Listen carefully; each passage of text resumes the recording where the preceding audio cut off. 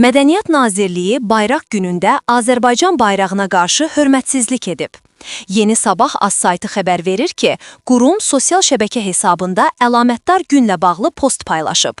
Nazirliyin bayraq gününə həsr edilən paylaşımında Azərbaycan bayrağı əksini tapıb, amma təhrif olunmuş formada.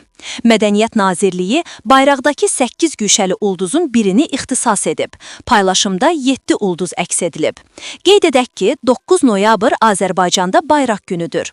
Xalq Bankı ASC 9 noyabr bayraq günü münasibəti ilə sosial şəbəkə səhifələrində etdiyi paylaşımda kobud səhvə yol verib. Yeni Sabah iqtisadiyyat.az-a istinadla məlumat verir ki, bankın süni intellektlə hazırlanmış paylaşımında Azərbaycan bayrağı düzgün təsvir olunmayıb.